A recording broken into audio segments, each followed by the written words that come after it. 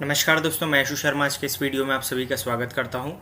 दोस्तों, मध्य प्रदेश लोक सेवा आयोग की जो एग्ज़ाम होने वाली है MPPSC का प्रीलिम्स 2021 का, इसके लिए हम लोग लेकर आए हैं मध्य प्रदेश सामान्य अध्ययन के 500 प्रश्नों की एक वीडियो सीरीज़, जिसका ये तीसरा भाग है। इससे पहले 2 भाग पूरे हो चुके हैं जिसमें हम लोग 100 प्रश्न कवर कर चुके हैं मध्य प्रदेश के। काफ़ी ज़्यादा इंटरेस्टिंग प्रश्न रहे हैं और प्रश्नों की व्याख्या भी देखी है, किस तरह से व्याख्या करी गई है। तो आशा तो कर रहा हूँ कि आप सभी लोगों को सारी चीज़ें बहुत ही अच्छे तरीके से समझ में आ रही हैं। वीडियो शेयर भी हो रहे हैं, लाइक वगैरह भी जो है पर्याप्त आ रहे हैं। तो उसी को क्रम में आगे बढ़ाते हुए ये वाला जो तीसरा भाग है, तीसरा जो पार्ट है, इसे मैं लेकर आया हूँ। तो इसको आप लोगों को पूरा अच्छे तरीके से देखना है, वीडियो में लास्ट तक बने रहना है। बहुत सारे ऐसे प्रश्न हैं जो एकदम सामान्य है, लेकिन उत्तर देने में हम कहीं ना कहीं कंफ्यूज हो जाते हैं और हमारा प्रश्न जो है वो गलत हो जाता है। तो वीडियो में अंत तक बने रहिए। और यही कहना चाहूँगा, यदि चैनल को आप लोगों ने सब्सक्राइब नहीं किया है तो जो चैनल है हमारा यशु सर MP वाले यूट्यूब पर, इसको आप बिल्कुल जो है सब्सक्राइब कर सकते हो। आप लोगों को बहुत सारे इंटरेस्टिंग इसमें वीडियो देखने को मिल जाएंगे। काफ़ी सारे वीडियो की अब तो श्रृंखला हो चुकी है। चलिए दोस्तों, वीडियो की शुरुआत कर रहे हैं। वीडियो की शुरुआत में हम लोग देख रहे हैं आज का पहला प्रश्न। पहला प्रश्न है हमारा, लाट की मस्जिद प्रदेश के किस जिले में स्थित है। पहला प्रश्न है हमारा, लाट की जो मस्जिद है ये मध्य प्रदेश के किस जिले में स्थित है। 4 ऑप्शन है दोस्तों, भोपाल, बुरहानपुर, धार अथवा शाजापुर। 4 ऑप्शन कौन कौन से मिल रहे हैं, भोपाल, बुरहानपुर, धार एवं शाजापुर। दोस्तों, इसका जो सही आंसर है इसका धार। धार जिले में मांडू नामक जो स्थान है, जिसे हम लोग महलों की नगरी के नाम से भी जानते हैं, इस मांडू में ही स्थित है लाट की मस्जिद। और ये जो लाट की मस्जिद है, आप लोगों ने मंदिर का नाम सुना होगा भोजशाला का, जिसका निर्माण करवाया गया है राजा भोज के द्वारा। वाग्देवी की यहाँ पर प्रतिमा स्थित है, वाग्देवी अर्थात सरस्वती माँ की यहाँ पर प्रतिमा स्थित है। और ये वाला जो एक स्थान है सरस्वती मंदिर के निकट ही स्थित है ये वाली लाट की मस्जिद भी।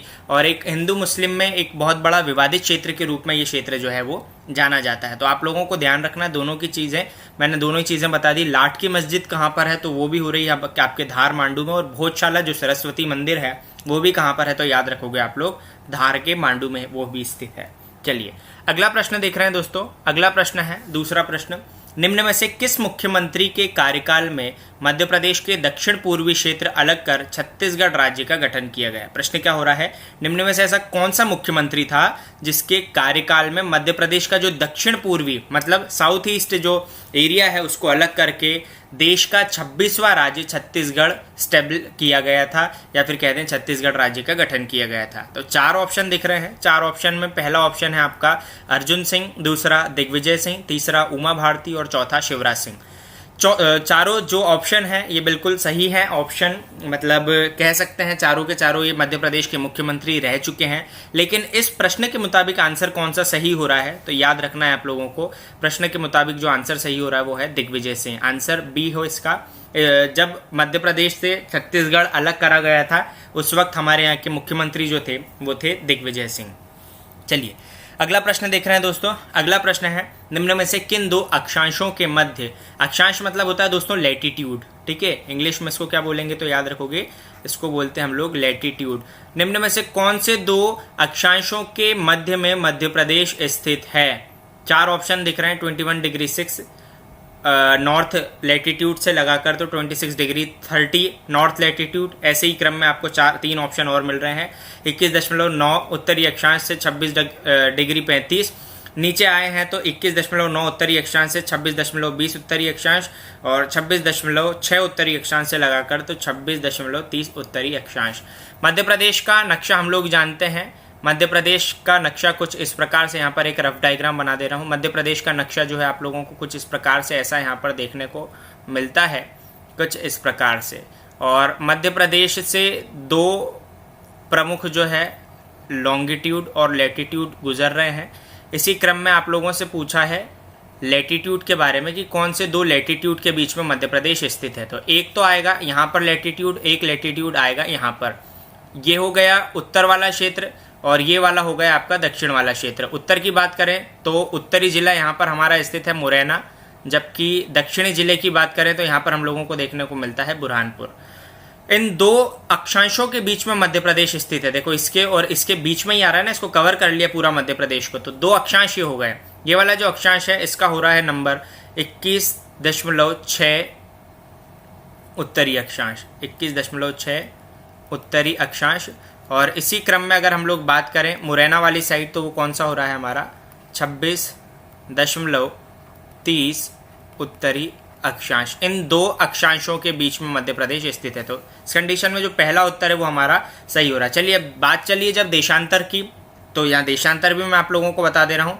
इस प्रकार से देशांतर रेखा गुजरती हैं। यहाँ पर दो देशांतर मैंने बता दिए, एक हो रहा है आपके सिंगरौली में और एक हो रहा है अलीराजपुर में। इन दो देशांतरों के बीच में मध्य प्रदेश स्थित है। कभी देशांतर के बीच में भी पूछ लिया जाए तो भी याद रखना।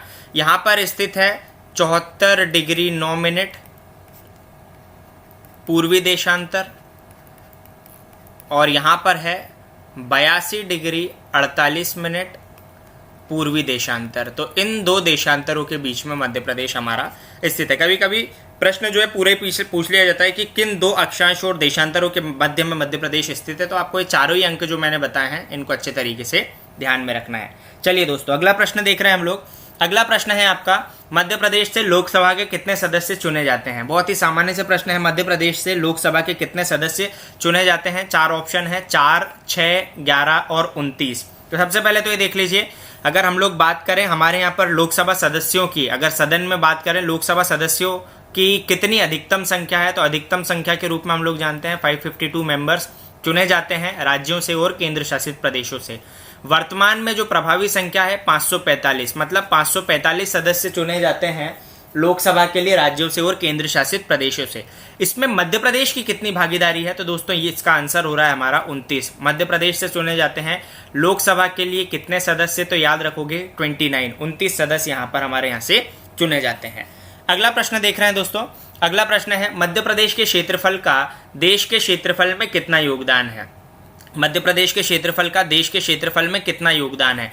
दोस्तों क्षेत्रफल दोनों ही याद रखना है। अगर देश की बात करें, देश का क्षेत्रफल कितना है, तो हम लोग जानते हैं 32,87,263 है ना, 32,87,263 वर्ग किलोमीटर। ये काय का हो गया, तो हम लोग जानते हैं ये हो गया हमारे इंडिया का, यानी कि भारत देश का। अब बात करें हम लोग मध्य प्रदेश का क्षेत्रफल कितना है, तो मध्य प्रदेश का क्षेत्रफल होता है 30,82,52 वर्ग किलोमीटर। ठीक है, याद रखना है 30,82,52 वर्ग किलोमीटर। ये हो गया हमारे मध्य प्रदेश राज्य का क्षेत्रफल। तो यही पूछा है कि ये जो प्रतिशत के अनुसार पूछा है कि ये जो क्षेत्रफल है, इस क्षेत्रफल में हमारे मध्य प्रदेश राज्य के क्षेत्रफल की कितनी भूमिका है, प्रतिशत में ज्ञात कीजिए। 4% दिए हुए हैं। पहला ऑप्शन है 6, दूसरा है 8.38%, तीसरा है 9.38%, जबकि चौथा ऑप्शन है 10%। इसका राइट आंसर है दोस्तों हमारा 9.38%। ये वाला हो रहा है इसका एकदम सही आंसर। तो इसको आप रट भी सकते हैं, रटना चाहें तो। सही आंसर हो गया, मध्य प्रदेश का क्षेत्रफल देश के क्षेत्रफल में 9.38% भाग के साथ में अपनी भूमिका जो है वो अदा करता है। तो इस विशेषता को भी ध्यान रखना है। अगला प्रश्न देख रहे हैं दोस्तों। अगला प्रश्न है, मध्य प्रदेश के प्रथम एवं एकमात्र अंतर्राष्ट्रीय हवाई अड्डे के रूप में जाना जाता है। 4 ऑप्शन दिए हैं। 4 ऑप्शन में प्रश्न यही पूछा गया है कि मध्य प्रदेश का पहला, उसके साथ साथ एकमात्र, ठीक है, मध्य प्रदेश का पहला और उसके साथ साथ एकमात्र इंटरनेशनल एयरपोर्ट मध्य प्रदेश के किस जिले में स्थित है। तो यहाँ पर मैं आप लोगों को बता दूं इंदौर जिले में स्थित है। किस रूप में, किस नाम में जाना जा रहा है, तो दोस्तों देवी अहिल्याबाई होलकर इंटरनेशनल एयरपोर्ट के नाम से इसे जाना जाता है। अब देख लीजिए, यहाँ पर मैंने एकमात्र इसलिए लगाया क्योंकि कई बच्चों का प्रश्न यही रहता है कि सर मध्य प्रदेश में इंटरनेशनल एयरपोर्ट की संख्या कितनी है। तो यहाँ मैंने बता दिया केवल और केवल एक है, अहिल्याबाई हवाई अड्डा। राजा भोज आपको हो सकता है परीक्षा में मिले दोस्तों, बिल्कुल भी राजा भोज को इंटरनेशनल एयरपोर्ट का दर्जा बिल्कुल नहीं दिया गया है। इस विशेषता को आप लोगों को अच्छे तरीके से ध्यान में रखना है। चलिए अगला प्रश्न देख रहे हैं।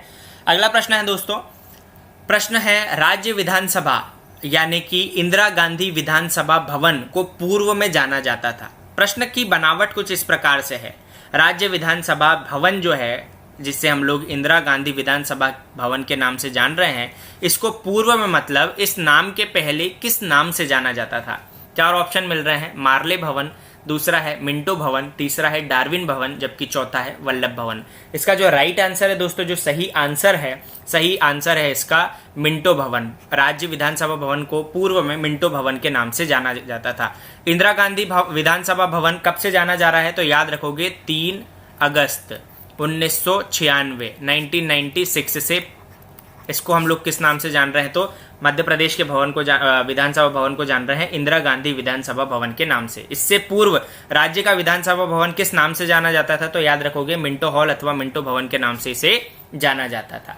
अब कभी आप लोगों से पूछ लिया जाए कि इंदिरा गांधी विधानसभा भवन जो है ये नवीन विधानसभा भवन बना है, तो इसका लोकार्पण या फिर कहते हैं इसका शिलान्यास किसने किया था, तो आप लोगों को अच्छे तरीके से ध्यान रखना दोस्तों, शंकर दयाल शर्मा। मैंने आप लोगों को बताया शंकर दयाल शर्मा के बारे में, मध्य प्रदेश के ऐसे व्यक्तित्व के रूप में जाने जाते हैं जो कि भारत में राष्ट्रपति के पद पर नियुक्त हुए थे। तो इस विशेषता को भी आप लोगों को ध्यान में रखना है। अगला प्रश्न देख रहे हैं दोस्तों, अगला प्रश्न है मध्य प्रदेश में प्रथम औद्योगिक नीति यानी कि इंडस्ट्रियल पॉलिसी जो है वो कब पारित की गई, है ना, याद रखना है। मध्य प्रदेश में प्रथम औद्योगिक नीति जो है वो वर्ष 1994 अथवा 1994 में लागू की गई अथवा पारित की गई। विशेषताएं आप लोगों को जितनी भी मैं बता रहा हूं इसको वन लाइन फैक्ट के रूप में भी आप लोग लिख सकते हैं अपनी कॉपी में।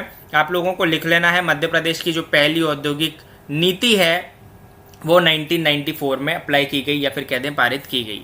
चलिए अगला देख रहे हैं हम लोग प्रश्न। अगला प्रश्न है मध्य प्रदेश में उत्तर से लगाकर दक्षिण तक की दूरी कितनी।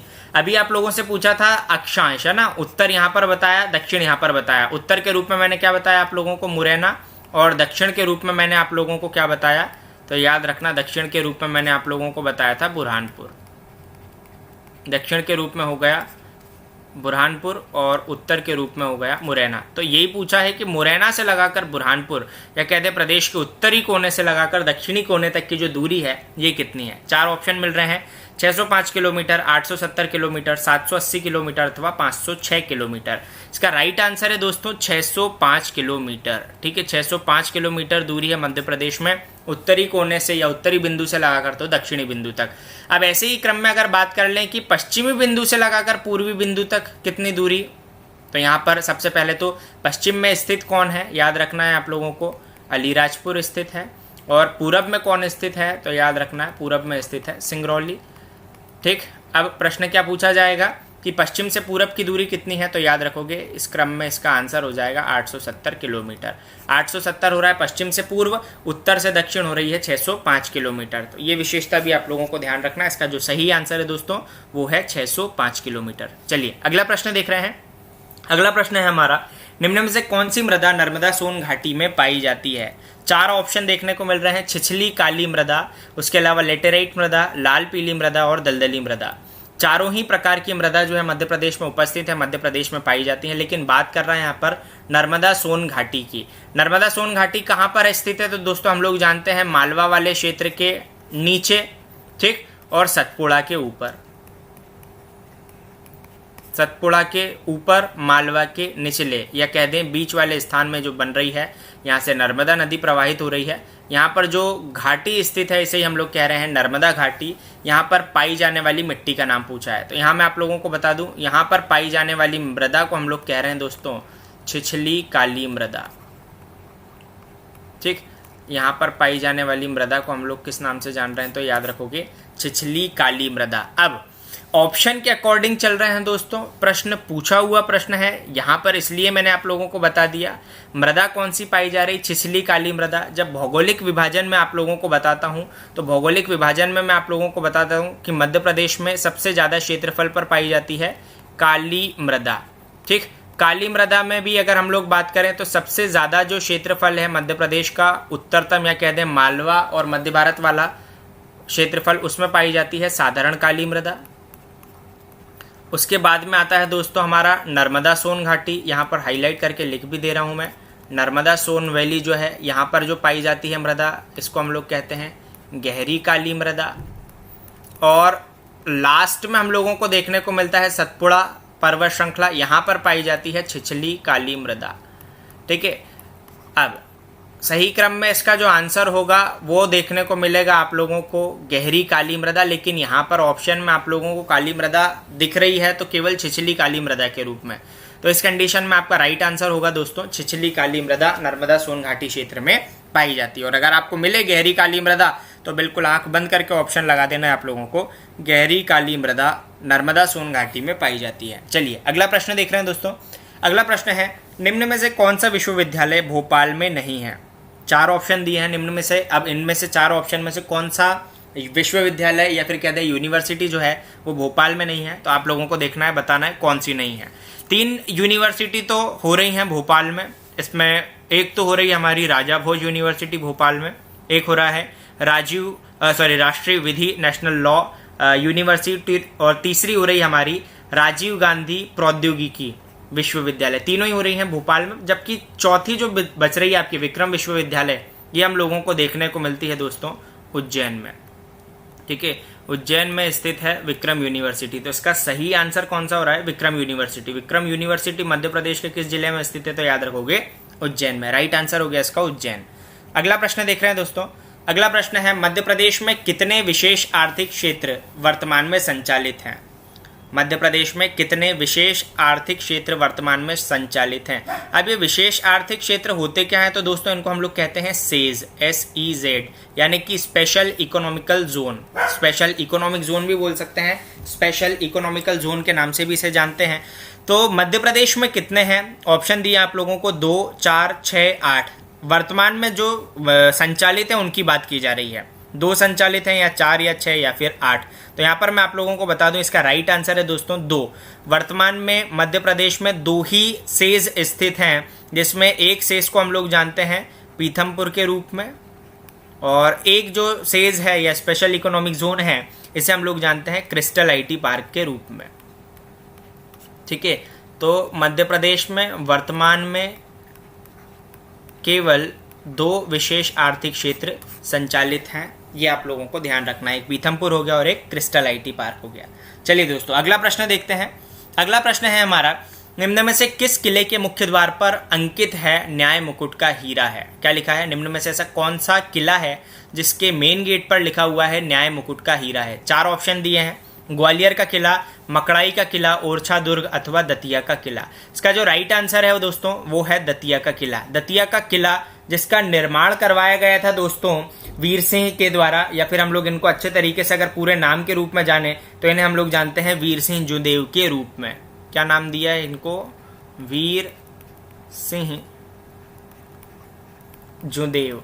ठीक, ये याद रखना है, वीर सिंह जुदेव हो गया इनका नाम। वीर सिंह जुदेव के द्वारा जो है निर्मित कराया गया था ये दतिया का किला, और इसी किले के मुख्य द्वार पर एक शासक हुए हैं जिनका नाम है भवानी सिंह।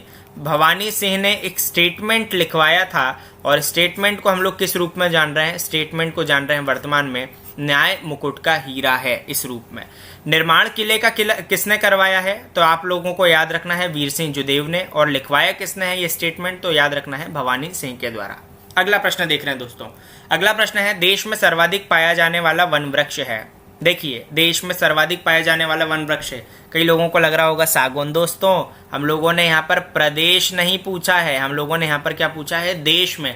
तो देश में सबसे ज्यादा मात्रा में जो वन वृक्ष पाया जाता है वो है साल का वन वृक्ष। पिछले वीडियो में मैं आप लोगों को बता भी पा चुका हूँ। ठीक है, बताया है मैंने आप लोगों को कि प्रदेश में सबसे ज्यादा पाए जाते हैं सागौन के वन वृक्ष, जबकि देश में सर्वाधिक पाया जाने वाला जो वन वृक्ष है वो है साल का, जिसका उपयोग किया जाता है रेलवे स्लीपर वगैरह बनाने में। चलिए अगला प्रश्न देख रहे हैं दोस्तों। अगला प्रश्न है, भारत देश का न्यूनतम साक्षरता वाला जिला है। दोस्तों पूरे भारत देश की बात कर रहे हैं हम लोग। भारत देश का न्यूनतम साक्षरता वाला जिला है। 4 ऑप्शन है, झाबुआ, भिंड, अलीराजपुर, डिंडोरी। चारों ऑप्शन से एक निष्कर्ष तो ये निकला कि हो कोई सा भी जिला, लेकिन जो न्यूनतम साक्षर जिला है पूरे देश का वो मध्य प्रदेश में स्थित है। चारों ऑप्शन देखकर हमें यही पता चल रहा है।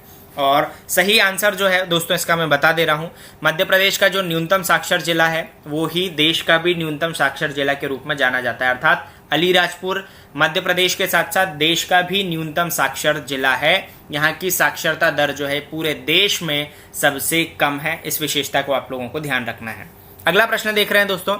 अगला प्रश्न है हमारा, मालवा के पठारी क्षेत्र की दक्षिणी सीमा निम्न भौतिक कारक के द्वारा निर्धारित की जाती है। जो मालवा का पठार है दोस्तों, हम लोग जानते हैं मालवा के पठार की आकृति मध्य प्रदेश के मैप में कुछ ऐसे बनती है।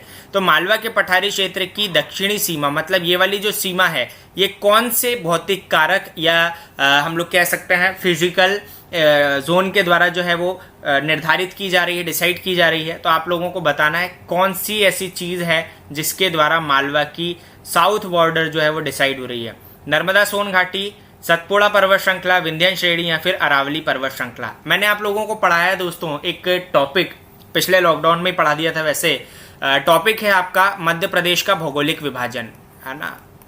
यह है मध्य प्रदेश का भौगोलिक विभाजन। इस पे मैंने वीडियो बनाया है, इससे आप लोग देख लीजिए। इस प्रकार के जितने भी प्रश्न है ना, वहाँ से बिल्कुल आप लोगों के सारे डाउट क्लियर हो जाएंगे। मध्य प्रदेश का भौगोलिक विभाजन, वहाँ पर मैंने बताया था कि मालवा के दक्षिणी सीमा का जो निर्धारण है वो करती है एक प्रमुख पर्वत श्रृंखला, जिसे हम लोग जानते हैं विंध्याचल पर्वत श्रृंखला या फिर विंध्य पर्वत श्रृंखला के नाम से। तो इसका अब तो आप लोगों को आंसर आ ही गया होगा। इसका जो आंसर हो रहा है राइट, वो है विंध्य श्रेणी। विंध्य पर्वत श्रृंखला के द्वारा जो है मालवा की दक्षिणी सीमा निर्धारित होती है। आप लोगों को वीडियो ज़रूर देखना चाहिए, यही कहूँगा। तकरीबन 2000 से ज़्यादा लोग उस वीडियो को देख चुके हैं और बहुत ही अच्छी जो है उसकी रेटिंग भी आई है। आप लोग भी जाकर देखिए। इस प्रकार के यदि प्रश्न आते हैं तो वहाँ से आप लोगों के बिल्कुल क्लियर हो जाएंगे। अगला प्रश्न है दोस्तों आपका, मुमताज महल की आरंभिक कब्र कहाँ पर स्थित है। दोस्तों वो ये जो मुमताज महल है वही शाहजहां वाली मुमताज महल की यहाँ पर चर्चा हो रही है। तो उन्हीं के बारे में पूछा गया है कि मुमताज महल की आरंभिक कब्र कहाँ पर स्थित है। 4 ऑप्शन है, बुरहानपुर, शाहजहाँपुर, खरगोन अथवा अलीराजपुर। तो याद रखना बुरहानपुर। शाहजहां ने मुमताज महल की याद में ही दोस्तों ताजमहल का निर्माण करवाया था। ठीक है, ताजमहल का निर्माण करवाया, लेकिन ताजमहल का जब निर्माण कार्य चल रहा था उसी बीच में, उसी दौरान जो है मुमताज महल की मृत्यु हो गई और उन्हें बुरहानपुर में दफनाया गया अस्थायी रूप से। बाद में फिर उनकी जो अस्थियां थी या उनका जो भी रहता है मोहम्मदन लोगों में, उसको पूरा का पूरा जो कब्र है वहाँ पर ले जाई गई है ताजमहल, और ताजमहल में दफनाया गया। बाद में जब शाहजहां की मृत्यु हो गई तो शाहजहां को भी जो है वो ताजमहल में ही दफनाया गया। तो ये विशेषता आप लोगों को ध्यान रखनी है। मुमताज महल की आरंभिक कब्र कहाँ पर स्थित है, तो याद रखेंगे बुरहानपुर में स्थित है। अगला प्रश्न है दोस्तों, रानी अवंतीबाई की मृत्यु किस अंग्रेजी शासक के से संघर्ष के दौरान हुई है। 4 ऑप्शन है, वार्डन, डलहौजी, विलियम जॉन्स या फिर जेपी नेल्सन। तो यहाँ पर सबसे पहले तो जानने वाली बात ये कि रानी अवंतीबाई जो हैं दोस्तों, इनका संबंध रहा है गढ़मंडला से, और ये 1857 की क्रांति में इनका जो है बहुत ज़्यादा हम लोग कह सकते हैं एक महत्वपूर्ण भूमिका रही है। एक विशेष नेतृत्व रहा है गढ़मंडला क्षेत्र से, लीडरशिप भी इन्होंने करी थी।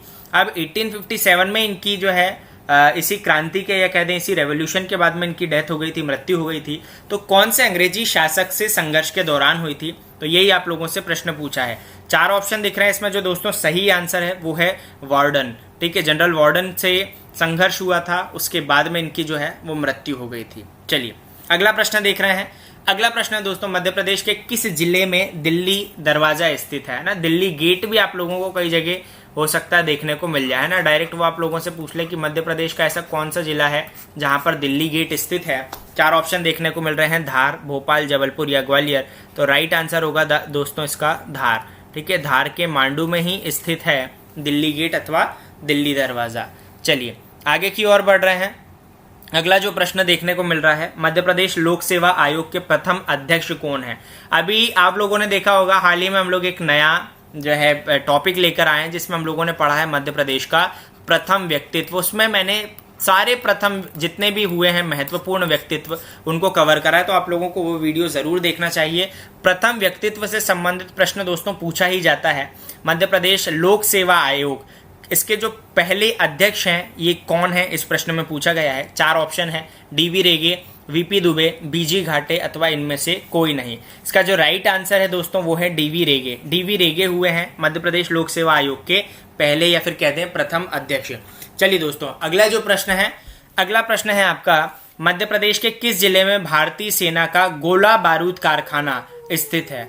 4 ऑप्शन देखने को मिल रहे हैं, सतना, जबलपुर, बैतूल अथवा ग्वालियर। इसका जो राइट आंसर है दोस्तों वो है जबलपुर। भारतीय सेना के हम लोग कह सकते हैं काफ़ी सारे जो हैं यहाँ पर कारखाने लगाए हैं। जैसे आप लोग देखते हैं government ordnance factory, gun carriage factory, heavy vehicle factory. वैसे ये गोला बारूद का कारखाना भी जो है जबलपुर में ही लगाया गया है। तो ऐसी काफ़ी सारी जो भारतीय सेना से संबंधित जो फैक्ट्री या इंडस्ट्रीज हो रही हैं वो जबलपुर जिले में है। आप लोग अगर पढ़ना चाहें आपकी इंडस्ट्री, तो ये इसका वीडियो मैं लेकर आया हूँ। इंडस्ट्री भी आप लोग वहाँ से कवर कर सकते हैं, पढ़ सकते हैं। अगला प्रश्न देख रहे हैं दोस्तों। अगला प्रश्न है, निम्न में से कौन सी रचना कालिदास द्वारा रचित नहीं है। 4 ऑप्शन देखने को मिल रहे हैं, अभिज्ञान शाकुंतलम, वैराग्य शतक, विक्रमोर्वशीयम या फिर मेघदूतम। इन 4 ऑप्शन में दोस्तों वैराग्य शतक पिछले वीडियो में बता भी चुका हूं। वैराग्य शतक जिसकी रचना करी थी किसने? भर्तहरि ने। अब ये भर्तहरि कौन? तो उज्जैन के जो शासक हैं, उज्जैन के शासक विक्रमादित्य उनके भ्राता हैं। पहले उज्जैन के शासक भर्तहरि थे, है ना। पिंगला जो रानी थी इनकी, उनसे थोड़ा मतभेद हो गया था, जिसके बाद में पूरा राजपाट छोड़कर जो है चले गए थे गुफाओं में रहने के लिए। और जिन गुफाओं में उन्होंने रहकर इन पूरे ग्रंथों की रचना करी है, उन गुफाओं को ही हम लोग जान रहे हैं भर्तहरि की गुफाओं के नाम से, उज्जैन में स्थित हैं। और वैराग्य शतक, नीति शतक और श्रृंगार शतक, ये जो तीनों कृतियां हैं या तीनों जो रचनाएं हैं वो राजा भर्तहरि के द्वारा ही लिखी गई हैं। इन विशेषताओं को, सारी विशेषता जितनी बताते चल रहा हूँ सब याद रखना है। तो इसका जो सही आंसर हो गया वैराग्य शतक, ये भर्तहरि की है। बाकी 3 जो रचना है ये हो रही है महान कवि कालिदास की। कालिदास का भी संबंध कहाँ से दोस्तों? तो याद रखना उज्जैन से ही है। अगला प्रश्न है, प्रदेश में से कौन सी अक्षांश अथवा देशांतर रेखा नहीं गुजरती है? 4 ऑप्शन दिए दोस्तों। पूछा गया प्रश्न कि मध्य प्रदेश में से ऐसा कौन सा लॉन्गिट्यूड या लेटीट्यूड है जो एमपी से नहीं गुजरता है। 4 ऑप्शन में आप लोगों को देखने को मिल रहा है। पहला तो भारतीय मानक समय रेखा, जिसे हम लोग जानते हैं IST के नाम से, इंडियन स्टैंडर्ड टाइम के नाम से। उसके अलावा हम लोग बात करें यहाँ पर मकर रेखा यानी हम लोग कह सकते हैं ट्रॉपिक ऑफ कैप्रिकॉर्न। और तीसरी देख रहे हैं हम लोग 23.5 डिग्री उत्तरी अक्षांश, है ना, 23 बाय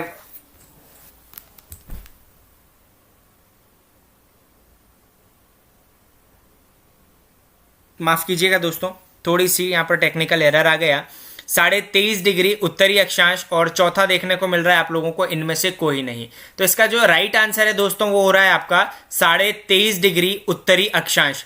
23.5 डिग्री उत्तरी अक्षांश, माफ कीजिएगा 23.5 डिग्री उत्तरी अक्षांश, जिसे हम लोग कर्क रेखा के रूप से या फिर कह दें ट्रॉपिक ऑफ कैंसर के रूप से जान रहे हैं। ये भी आपके एकदम मध्य प्रदेश के मध्य से गुजरती है। IST ये भी मध्य प्रदेश के सिंगरौली जिले से गुजरती है। और मकर रेखा जो है दोस्तों ये मध्य प्रदेश से नहीं, हम लोग कह सकते हैं भारत से भी नहीं गुजरती है। यहाँ पर लिख दिया मैंने, भारत से ही नहीं गुजरती है। तो इसका जो राइट आंसर हो गया, जो इसका सही आंसर हो गया दोस्तों, वो हो गया मकर रेखा। मध्य प्रदेश से अथवा पूरे भारत देश से मकर रेखा नहीं गुजरती। बाकी जो 2 हैं IST ये गुजरती है भारत से। मध्य प्रदेश से कहाँ से? तो सिंगरौली से गुजरती है। बात करें हम लोग 23.5 डिग्री उत्तरी अक्षांश यानी कि कर्क रेखा, तो ये मध्य प्रदेश के 14 जिलों से। और भारत की बात करें तो भारत के 8 राज्यों से गुजरती है। इस विशेषता को आप लोगों को अच्छे तरीके से ध्यान में रखना है।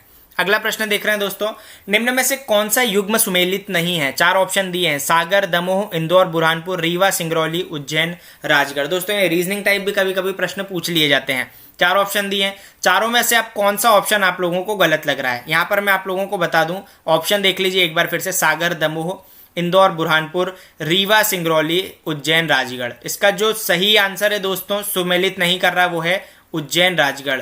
उज्जैन संभाग के अंतर्गत नहीं आता है दोस्तों राजगढ़। राजगढ़ किसके अंतर्गत आता है? तो याद रखोगे भोपाल के अंतर्गत आता है। बाकी रीवा संभाग के अंतर्गत ही आता है सिंगरौली जिला, इंदौर संभाग के अंतर्गत ही आता है बुरहानपुर डिस्ट्रिक्ट, सागर डिवीजन के अंतर्गत ही आता है दमोह डिस्ट्रिक्ट। तो आप लोगों को याद रखना है, इस प्रकार से भी प्रश्न जो है वो पूछे जा सकते हैं। अगला प्रश्न है दोस्तों आप लोगों का, अगला 25 जो है यहाँ पर रिपीट हो गया है ना, ये वाला प्रश्न हम लोग कर चुके हैं। अगला प्रश्न है प्रश्न क्रमांक 26, मध्य प्रदेश की प्रथम नहर किस नदी पर निर्मित की गई है? 4 ऑप्शन है, चंबल, नर्मदा, बेतवा अथवा वेनगंगा। इसका जो सही आंसर है दोस्तों वो है वेनगंगा। वेनगंगा नदी के ऊपर MP की पहली नहर, यहाँ पर लिख दिया मैंने, MP की पहली अथवा प्रथम नहर, है ना, फर्स्ट कैनाल स्थित है वेनगंगा पर, जिसे हम लोग जानते हैं संजय गांधी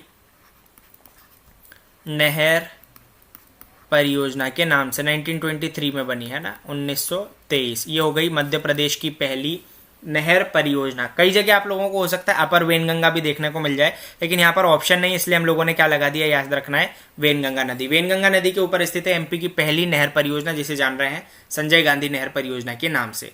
अगला प्रश्न है दोस्तों, प्रदेश के किस जिले में भूतों का मेला लगता है? बैतूल, सीहोर, आगरमालवा अथवा देवास। तो याद रखना है बैतूल जिले में भूतों का मेला लगता है। कई बार प्रश्न जो है वो पूछा जा चुका है। अगला प्रश्न देख रहे हैं दोस्तों, बलराम ताल योजना संबंधित है, पशुपालन से संबंधित है, कृषि योग्य भूमि में सुधार की भूमिका के रूप में, फसल उत्पादन की वृद्धि कर सके इस रूप में, या फिर इनमें से कोई नहीं। इसका जो राइट आंसर है दोस्तों वो होगा आपका कृषि योग्य भूमि में सुधार की भूमिका के रूप में बलराम ताल योजना को जाना जाता है। अगला प्रश्न है दोस्तों, भारत का सबसे लंबा जो राष्ट्रीय राजमार्ग है वो मध्य प्रदेश के किस जिले से राज्य में प्रवेश करता है? दोस्तों क्या बताया मैंने आप लोगों को, भारत का जो सबसे लंबा राष्ट्रीय राजमार्ग है वो मध्य प्रदेश के किस जिले से राज्य में प्रवेश करता है? ग्वालियर, मुरैना, निवाड़ी अथवा गुना। इसका जो राइट आंसर है दोस्तों वो हो रहा है ग्वालियर। अब मैं आप लोगों को यहाँ पर नेशनल हाईवे के बारे में दोस्तों अभी बिल्कुल भी बताने के मूड में नहीं हूँ। आप लोगों को एक चीज लेकिन यहाँ पर मैं जरूर बताना चाहता हूँ वो चीज़ दोस्तों ये कि नेशनल हाईवे की सूची पूरी तरह से बदल चुकी। तो कई लोगों को लग रहा होगा कि सर मुरैना से प्रवेश करता है हमारा जो नेशनल हाईवे एमपी का या फिर भारत का जो सबसे लंबा है वो यहाँ पर, लेकिन इसका राइट आंसर जो है दोस्तों वो हो रहा है ग्वालियर। ग्वालियर से प्रवेश होगा इसका। इस विशेषता को आप लोगों को अच्छे तरीके से ध्यान में रखना है। अब नेशनल हाईवे वाली जो विशेषताएं, जो भी टॉपिक वगैरह होने वाले वो मैं आप लोगों के लिए बिल्कुल लेकर आने वाला हूं। अगला जो वीडियो है वो नेशनल हाईवे से संबंधित है, तो थोड़ा सा सब्र रखना होगा, थोड़ा सा धैर्य रखना होगा, उसमें सारी चीजें मैं अच्छे तरीके से डिस्क्राइब कर दूंगा। तब तक अगला प्रश्न देखते हैं। अगला प्रश्न है दोस्तों, राज्य में सर्वाधिक किस किस्म के कोयले की प्राप्ति होती है? हेमेटाइट, मैग्नेटाइट, लिग्नाइट अथवा बिटुमिनस। 4 ऑप्शन दे दिए हैं, हेमेटाइट, मैग्नेटाइट, लिग्नाइट अथवा बिटुमिनस। तो यहां पर मैं आप लोगों को बता दूं दोस्तों इसका जो राइट आंसर है वो हो रहा है आपका बिटुमिनस। ठीक, बिटुमिनस प्रकृति का जो कोयला है ये विश्व में भी सबसे ज़्यादा पाया जाता है, उसके अलावा भारत में भी सबसे ज़्यादा पाया जाता है। बात करें एशिया की तो एशिया में भी सबसे ज़्यादा पाया जाने वाला प्रकार है, और मध्य प्रदेश में भी सबसे ज़्यादा पाया जाने वाला ये कोयले का प्रकार है, जिसे हम लोग किस रूप में जानते हैं? घरेलू कोयला के रूप में भी हम लोग इसे जानते हैं। घरों में उपयोग सबसे ज़्यादा यही वाला कोयला किया जाता है, तो घरेलू कोयला कह दिया। साथ ही विश्व, एशिया, भारत और मध्य प्रदेश में सबसे ज़्यादा पाया जाने वाला ये कोयले का प्रकार है। राइट आंसर हो गया दोस्तों इसका बिटुमिनस। अगला प्रश्न है दोस्तों हमारा, मध्य प्रदेश की किस जनजाति में झूम कृषि करने का गुण पाया जाता है? झूम कृषि करने का गुण दोस्तों, पहले क्या करते हैं, अच्छे खासे जितने भी वन वृक्ष रहते हैं वन वृक्षों का समापन कर देते हैं, पूरी तरह से उनको समाप्त कर देते हैं, काट देते हैं वृक्षों को। उसके बाद में जनजाति लोग जो रहते हैं उस जगह की उपजाऊ भूमि का उपयोग करते हैं कृषि कार्य में। अब वन वृक्षों को काट दिया है और कृषि कार्य यहाँ पर कर रहे हैं। कृषि कार्य भी दोस्तों बगैर उर्वरक या फिर क्या बिना फर्टिलाइजर के तब तक जो है एक ही प्रकार की कृषि करते हैं जब तक उस भूमि की उर्वरक क्षमता पूरी तरह से समाप्त ना हो जाए, तब तक इस प्रकार की ये कृषि करी जाती है। तो ये कृषि करने की जो पद्धति है इसे हम लोग कह रहे हैं झूम कृषि, जो कि पर्यावरण के लिए बहुत ज्यादा हानिकारक होती है। लेकिन इस कृषि का उपयोग इन 4 ऑप्शनों में सबसे ज्यादा कौन करता है? भील, कोल, बेगा या सहरिया, ये पूछा गया है प्रश्न में। तो आप लोगों को याद रखना दोस्तों, इसका जो राइट आंसर हो रहा है, राइट आंसर हो रहा है आपका बेगा। बेगा जनजाति करती है झूम कृषि सबसे ज्यादा, जो कि पर्यावरण के लिए बहुत ज्यादा हानिकारक मानी जाती है। चलिए दोस्तों अगला प्रश्न देख रहे हैं हम लोग।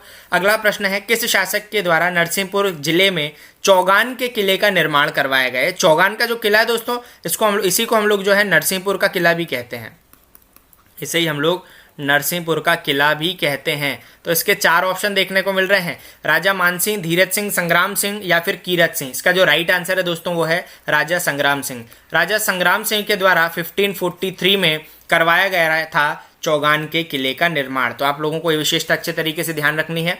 अगला प्रश्न है दोस्तों, जयाजी प्रताप नामक साप्ताहिक समाचार पत्र मध्य प्रदेश के किस जिले से प्रकाशित होता है? 4 ऑप्शन, जबलपुर, ग्वालियर, इंदौर अथवा सागर। सही पहुंचे हो आप लोग बिल्कुल, ग्वालियर। जो सिंधिया घराना है संबंधित कहाँ से रहा है? तो ग्वालियर से। जयाजी प्रताप है ना, जयाजी राव सिंधिया का या जीवाजी राव सिंधिया का नाम आप लोगों ने सुना होगा, कहाँ से संबंधित हैं? तो ग्वालियर घराना ही रहा है इनका, सिंधियाओं का। तो याद रखना है आप लोगों को, जयाजी प्रताप नाम का जो साप्ताहिक समाचार पत्र है इसकी जो शुरुआत है वो ग्वालियर जिले से हुई थी। इसका राइट आंसर हो गया दोस्तों ग्वालियर जिला। अगला प्रश्न है आपका, मध्य प्रदेश संस्कृत अकादमी की स्थापना किस वर्ष से की गई? किस वर्ष में की गई? मध्य प्रदेश में संस्कृत अकेडमी की स्थापना कौन से वर्ष में की गई? 1984 में, 1981 में, 1986 में या फिर 1988 में? तो इसका आंसर बताने से पहले तो मैं आप लोगों को बता दूं, संस्कृत अकादमी का जो उद्देश्य है वो है संस्कृत साहित्य को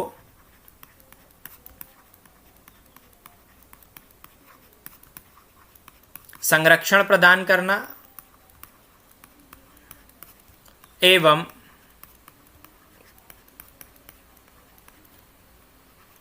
प्रोत्साहन प्रदान करना। ठीक, इसको हम लोग कह सकते हैं संस्कृत अकादमी की स्थापना जो है वो संस्कृत साहित्य को संरक्षित एवं प्रोत्साहित करने के उद्देश्य से 1984 यानी कि 1984 में की गई। तो याद रखोगे इसका जो राइट आंसर हो गया दोस्तों वो हो गया 1984। उद्देश्य क्या हो गया, कार्य क्या हो गया, तो संस्कृत साहित्य को संरक्षण और उसको प्रोत्साहन प्रदान करना, ये हो गया इसका प्रमुख कार्य। अगला प्रश्न है दोस्तों, निम्न में से कौन सी फसल मध्य प्रदेश की प्रमुख नकदी फसल के रूप में जानी जाती है। याद रखना नकदी फसल यानी कि दोस्तों कैश क्रॉप की यहाँ पर बात हो रही है। कौन सी क्रॉप जो है वो कैश क्रॉप के रूप में जानी जा रही है मध्य प्रदेश की इन 4 फसलों में, गेहूं, गन्ना, अफीम या सोयाबीन। तो याद रखना मध्य प्रदेश के कृषक वर्ग की जो प्रमुख नकदी फसल या कैश क्रॉप जो है वो है दोस्तों सोयाबीन। मध्य प्रदेश की प्रमुख नकदी फसल हो गई है सोयाबीन की फसल। अगला प्रश्न है यहाँ पर, निम्न में से किस राष्ट्रीय उद्यान में बाघ संरक्षण परियोजना संचालित नहीं है।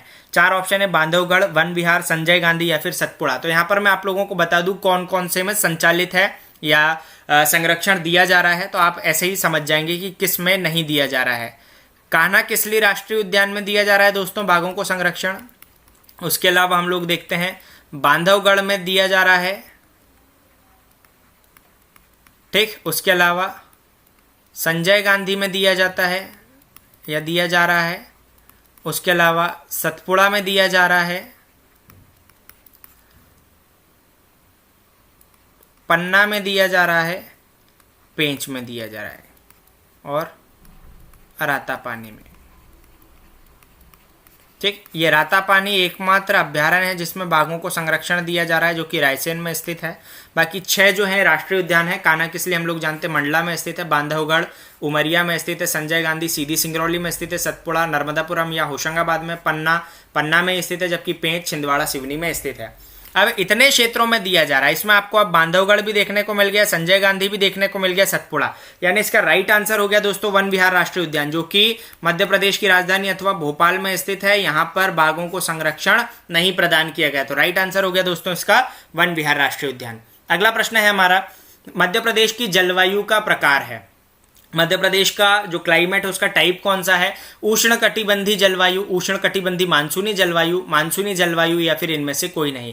इसका राइट आंसर हो गया दोस्तों उष्ण कटिबंधी मानसूनी जलवायु। अब कहना मुझे बार बार अच्छा नहीं लगता, लेकिन आप लोगों की जानकारी के लिए बता दूं कि उष्ण कटिबंधी मानसूनी जलवायु जो है ये दोस्तों टॉपिक है मध्य प्रदेश की जलवायु का, जो कि मैं आप लोगों को मध्य प्रदेश की जलवायु वाले टॉपिक में अच्छे तरीके से समझा चुका हूं। अगर समझना है क्या है ये उष्ण कटिबंधी मानसूनी जलवायु, हर एक शब्द को बहुत अच्छे तरीके से मध्य प्रदेश की जलवायु वाले टॉपिक में डिफाइन किया है। अगर आप लोगों को समझना है तो आप लोग वहां पर जा सकते हैं और वहां से सारी चीजें समझ सकते हैं। यहाँ पर टेस्ट सीरीज लगा रहे हैं, इतनी एक एक चीज को बारीकी से समझेंगे तो बहुत ज्यादा लंबे लंबे वीडियो हो जाएंगे, जो कि मेरा उद्देश्य बिल्कुल नहीं है वीडियो को लंबा बनाना। आगे की ओर बढ़ रहे हैं, अगला प्रश्न देख रहे हैं, घोड़ा डोंगरी सत्याग्रह के नेतृत्वकर्ता कौन है। तो सबसे पहले तो दोस्तों घोड़ा डोंगरी सत्याग्रह जो है ये हुआ था 1930 में, और 1930 में जो सत्याग्रह हुआ है ये हुआ है दोस्तों बैतूल में। ये एक जंगल मूवमेंट या फिर कह दें जंगल सत्याग्रह है, और ये जो सत्याग्रह है इसके जो नेतृत्व करता है या लीडर जो है ये कौन है, ये प्रश्न में पूछा गया है। गंजन सिंह कोरकू हैं, दुर्गा शंकर मेहता हैं, सेठ गोविंद दास हैं या फिर डुंडीराज जाटव हैं। तो यहाँ पर मैं आप लोगों को बता दूं गंजन सिंह कोरकू जो है इसका एकदम सही आंसर है। ठीक है, तो राइट आंसर हो गया गंजन सिंह कोरकू। आप लोगों से निवेदन रहेगा, अगर ये चीज़ें याद नहीं है तो किसी कॉपी में आप लोग बिल्कुल नोट्स के रूप में इसे नोट कर सकते हैं। अगला प्रश्न देख रहे हैं दोस्तों, अगला प्रश्न है, प्राचीन समय में दिलीप नगर के नाम से किसे जाना जाता था। सेंधवा को, महेश्वर को, पचमढ़ी को या फिर दतिया को। राइट आंसर हो गया दोस्तों इसको दतिया। दतिया को हम लोग प्राचीन समय में दिलीप नगर के नाम से जानते थे। अगला प्रश्न देखने को मिल रहा है हम लोगों को यहाँ पर, हरदौल की मनौती क्या चीज है। हरदौल की मनौती यहाँ पर पूछा है, हरदौल की मनौती है बुंदेलखंड में गाया जाने वाला वीर गीत, मालवा का लोकनाट्य, बघेलखंड में किया जाने वाला नृत्य अथवा निमाड़ का धार्मिक गीत। तो यहाँ पर मैं आप लोगों को बता दूं हरदौल का संबंध बुंदेलखंड से रहा है और बुंदेलखंड में गाया जाने वाला यह एक वीर गीत है। इसका राइट आंसर हो गया दोस्तों ए, बुंदेलखंड में गाया जाने वाला वीर गीत के रूप में जाना जाता है हरदौल की मनौती को। अगला प्रश्न देख रहे हैं हम लोग यहाँ पर, निम्न में से कौन सी शासिका अपने बचपन में मनुकर्णिका के रूप में जानी जाती थी। रानी दुर्गावती, रानी लक्ष्मीबाई, रानी अवंतीबाई और गिरधारी बाई। 4 ऑप्शन देखने को मिल रहा है, रानी दुर्गावती, रानी लक्ष्मीबाई, रानी अवंतीबाई और चौथा है गिरधारी बाई। अब यहाँ पर दोस्तों आप लोग आंसर मुझे बताइए कमेंट करके। तब तक जो है मैं आप लोगों को एक विशेषता जो पिछले वीडियो में मैं बता चुका हूँ कि रानी लक्ष्मीबाई हुई, रानी अवंतीबाई हुई और गिरधारी बाई हुई। ये 3 जो शासिकाएं हुई हैं इनका संबंध रहा है दोस्तों 1857 यानी 1857 की क्रांति से। बाकी जो चौथा ऑप्शन देख रहे हो आप लोग, रानी दुर्गावती, रानी दुर्गावती का संबंध कैसे रहा है तो याद रखना अकबर से। अकबर से लड़ाई के दौरान इनकी मृत्यु हुई थी। इस विशेषता को मैंने आप लोगों को पिछले वीडियो में कवर कराया था। अब यहाँ पर बात काय की कर रहे हैं दोस्तों हम लोग, प्रश्न की कि मनुकर्णिका के नाम से किसे जाना जाता है, तो इसका राइट आंसर हो गया दोस्तों रानी लक्ष्मीबाई। रानी लक्ष्मीबाई के बचपन का क्या नाम था तो याद रखोगे, रानी लक्ष्मीबाई के बचपन का नाम था मनुकर्णिका, है ना। मूवी भी बनी है इनके ऊपर। अगला प्रश्न देख रहे हैं दोस्तों। अगला प्रश्न है, उत्तर भारत में स्थित एकमात्र मंदिर जो कि द्रविड़ शैली में निर्मित है। अच्छा, भारत में मंदिर निर्माण की 3 शैली होती हैं, कौन कौन सी? सामान्य तौर पर भारत में 3 शैली देखने को मिलती है, जिसमें उत्तर में हम लोगों को देखने को मिलती है नागर शैली, ठीक, ये उत्तर में। मध्य की बात करें तो मध्य में हम लोगों को देखने को मिलती है वैसर शैली, ठीक, वैसर शैली। और दक्षिण की बात करें तो हम लोगों को यहाँ पर देखने को मिलती है द्रविड़ शैली। अब मध्य प्रदेश किसका हिस्सा है दोस्तों? मध्य भारत का। और इसमें जो आंसर सही आने वाला है वो सही आंसर के मुताबिक अगर जिले की अगर हम लोग बात करें तो जिला थोड़ा थोड़ा आता है उत्तर भारत के अंतर्गत भी, जिला थोड़ा थोड़ा आता है उत्तर भारत के अंतर्गत भी। तो अब उत्तर भारत वाले मध्य प्रदेश के क्षेत्र में स्थित एक मंदिर जो कि द्रविड़ शैली में निर्मित है। अब शैली यहाँ पर कौन सी पाई जाती है? नागर। लेकिन उत्तर भारत में स्थित है द्रविड़ शैली में निर्मित एक मंदिर, जिसको हम लोग जान रहे हैं किस रूप में? जिसको हम लोग जान रहे हैं दोस्तों तेली के मंदिर के रूप में। तेली का मंदिर ये स्थित है द्रविड़ शैली में निर्मित मंदिर के रूप में। तो आप लोगों को ध्यान रखना है, उत्तर भारत में स्थित एकमात्र ऐसा मंदिर जो कि द्रविड़ शैली में स्थित है, इसको जान रहे हैं हम लोग तेली के मंदिर के रूप में। मंदिरों की श्रृंखला मैं आप लोगों को पढ़ा चुका हूँ, सारे मंदिर वहां से आप लोग देख सकते हैं। अगला प्रश्न देख रहे हैं हम लोग यहाँ पर, मध्य प्रदेश शासन द्वारा किस वर्ष को सड़क वर्ष के रूप में घोषित किया गया? 2001 को, 2002 को, 2003 को अथवा 2005 को? राइट आंसर हो गया दोस्तों इसका 2005। अगला प्रश्न है हमारा, मध्य प्रदेश के खेड़ी नामा स्थान से ताम्रयुगीन सभ्यता के प्रमाण प्राप्त हुए हैं। यह स्थान कहां पर स्थित है? एमपी का जो खेड़ी नामा नाम का स्थान है, यहाँ से ताम्रयुगीन सभ्यता का, है ना, तांबे की जो सभ्यता रही है उसके प्रमाण प्राप्त हुए हैं। ये स्थान खेड़ी नामा जो ये कहाँ पर स्थित है? छतरपुर में, खरगोन में, नर्मदापुरम में अथवा मंदसौर में? तो इसका राइट आंसर होगा दोस्तों नर्मदापुरम अर्थात होशंगाबाद। होशंगाबाद में स्थित है खेड़ी नामा नामक एक पुरातात्विक स्थल, जिसे ताम्रयुगीन सभ्यता के प्रमाण क्षेत्र के रूप में भी जाना जाता है। कहाँ पर स्थित? तो याद रखोगे होशंगाबाद। अगला प्रश्न है दोस्तों, निम्न में से कौन सा जिला वर्ष 2003 में गठित किया गया? अलीराजपुर, बुरहानपुर, सिंगरौली अथवा आगरमालवा? तो यहाँ पर मैं आप लोगों को बता दूं, मध्य प्रदेश में 2003 में दोस्तों 3 जिले गठित करे गए थे, जिसमें हम लोगों को एक तो देखने को मिलता है खंडवा से पृथक कर बुरहानपुर बनाया गया था, दूसरा शहडोल से अलग करके अनूपपुर बनाया गया था, और तीसरा गुना से अलग करके दोस्तों अशोकनगर बनाया गया था।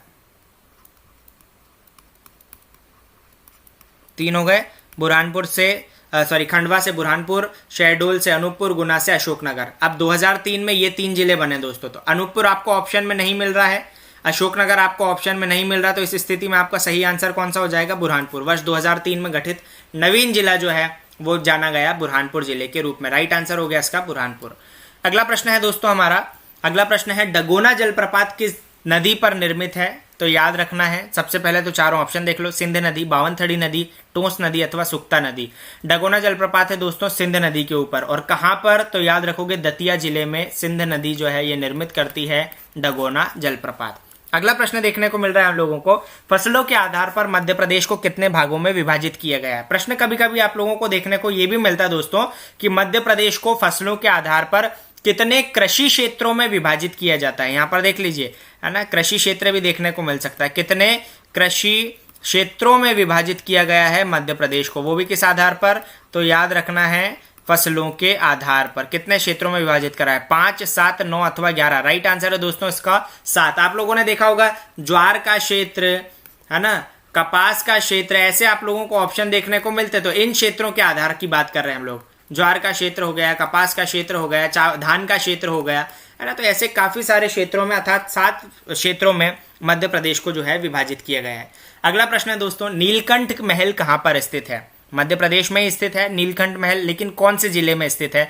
रायसेन में, जबलपुर में, मांडू में अथवा ओरछा में? तो मांडू जो कि धार जिले के अंतर्गत आता है, जिसे महलों की नगरी के रूप में भी जानते हैं, यहीं पर स्थित है दोस्तों नीलकंठ महल।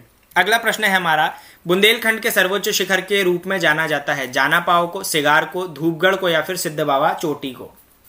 तो याद रखना है, बुंदेलखंड का जो सर्वोच्च शिखर है वो सिद्ध बाबा के रूप में जाना जाता है, जिसकी ऊंचाई होती कुल मिलाकर 1172 मीटर। ठीक है, जबकि जानापाव जो है ये मालवा का दूसरा शिखर है ऊंचा, सिगार जो है मालवा का सर्वोच्च शिखर है, धूपगढ़ जो है ये मध्य प्रदेश का सर्वोच्च शिखर है। तीनों चीजें बता दी दोस्तों।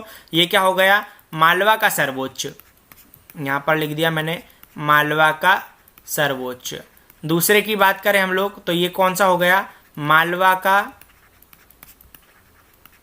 दूसरा सर्वोच्च, जहां से चंबल नदी का उद्गम हुआ है।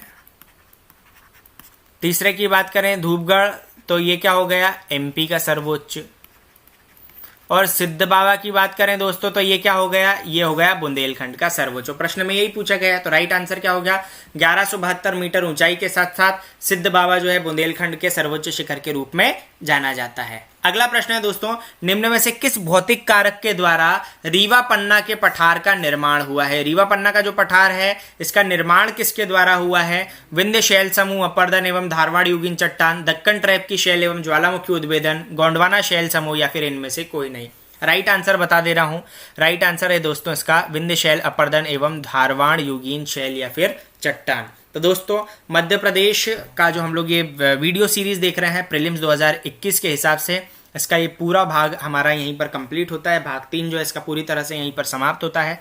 आगे की ओर मिलेंगे हम लोग पार्ट 4 में, या फिर कह दें जो चौथा इसका भाग आने वाला उसमें हम लोग मिलेंगे, और ऐसे ही इंटरेस्टिंग और इससे भी ज़्यादा इंटरेस्टिंग जो प्रश्न है वो मैं आप लोगों के लिए लेकर आऊँगा। तो आप लोगों से केवल निवेदन यही रहेगा अंत में वापस से कि अगर चैनल को सब्सक्राइब नहीं किया तो चैनल को सब्सक्राइब करना दोस्तों, वीडियो को शेयर ज़्यादा से ज़्यादा करा करो, व्हाट्सएप वगैरह पर स्टेटस पर भी लिंक डाल दिया करो, जिससे हमारा जो यूट्यूब परिवार जो है बहुत तेज़ी के साथ में बड़ा हो। इतना आप लोगों से आग्रह है, शेयर ज़रूर करना है, वीडियो को लाइक ज़रूर करना है। आज के लिए इतना ही रख रहे हैं, मिलते हैं अगले वीडियो में नए टॉपिक के साथ। धन्यवाद।